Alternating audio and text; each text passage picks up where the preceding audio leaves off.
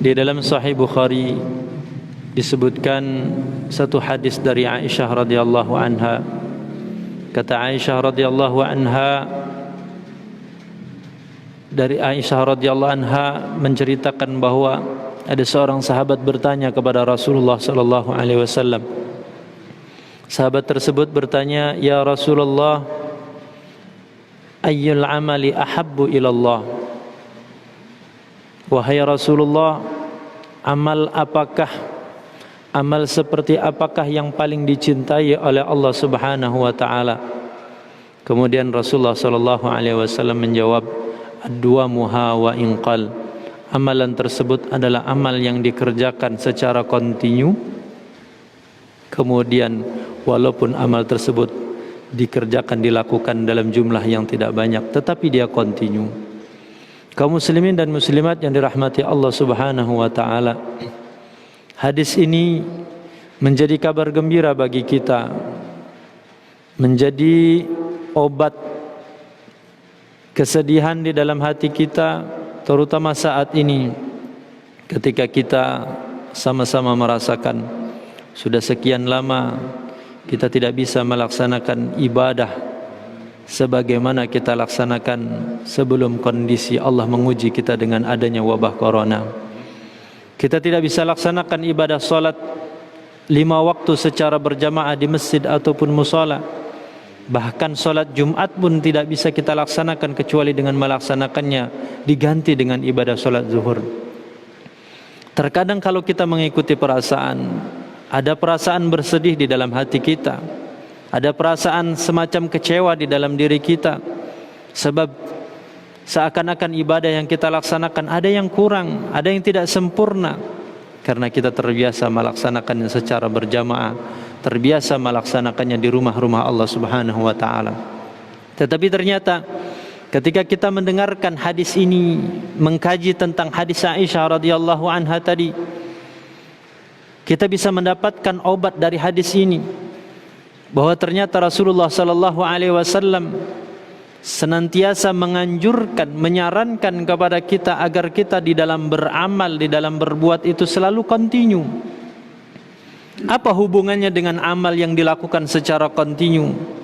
Ibadah yang dilakukan secara terus-menerus dengan perasaan bersedih kita dalam kondisi hari ini yang tidak bisa melaksanakan ibadah secara sempurna sebagaimana ketika kita dalam kondisi normal. Kaitannya kita akan dapatkan ketika kita mendapatkan penjelasan dari para ulama bahwa ternyata ibadah yang dilakukan secara kontinu dia akan memiliki faedah, memiliki manfaat yang begitu besar. Manfaat yang pertama disebutkan di dalam hadis qudsi bahwa ibadah yang dilakukan oleh seseorang secara kontinu akan mendapatkan balasan kecintaan dari Allah Subhanahu wa taala. Tentu setiap kita berharap, setiap kita tentu memohon untuk mendapatkan kecintaan dari Allah Subhanahu wa taala. Tetapi ternyata bukan hanya itu manfaat daripada ibadah yang dilakukan secara kontinu. Manfaat ibadah dilakukan secara kontinu ternyata ketika Allah Subhanahu wa taala menakdirkan kepada kita berada dalam kondisi uzur, dalam kondisi kita tidak memungkinkan untuk melaksanakan ibadah itu sebagaimana mestinya, maka ternyata amal ibadah itu tetap akan dinilai sempurna oleh Allah Subhanahu wa taala. Kebaikan-kebaikan, pahala-pahala yang kita lakukan itu, walaupun ternyata ketika kita dalam kondisi uzur tidak melakukannya, akan tetap dicatat oleh Allah Subhanahu wa taala.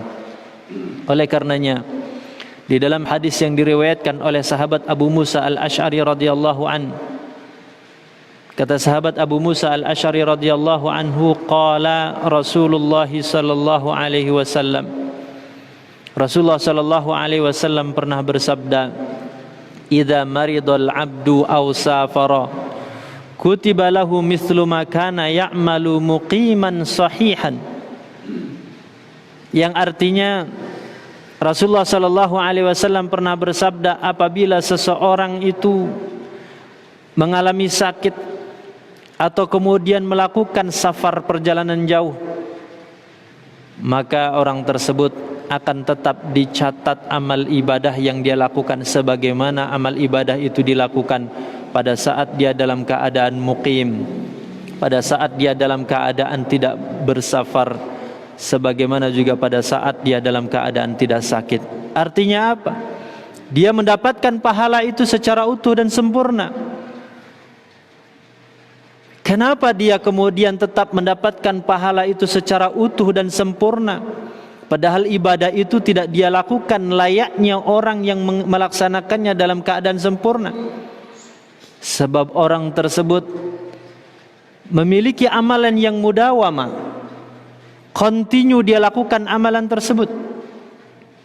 Oleh karenanya Imam Ibn Hajar Al-Asqalani di dalam kitab Fathul Bari ketika mensyarah menjelaskan tentang hadis ini diriwayatkan oleh Imam Bukhari dalam kitab sahihnya, maka kata Imam Ibn Hajar Al-Asqalani, wa huwa fi haqqi man kana ya'malu ta'atan famuni'a minha wa kanat niyatuhu laula kana hadzal mani ayyaduma fiha.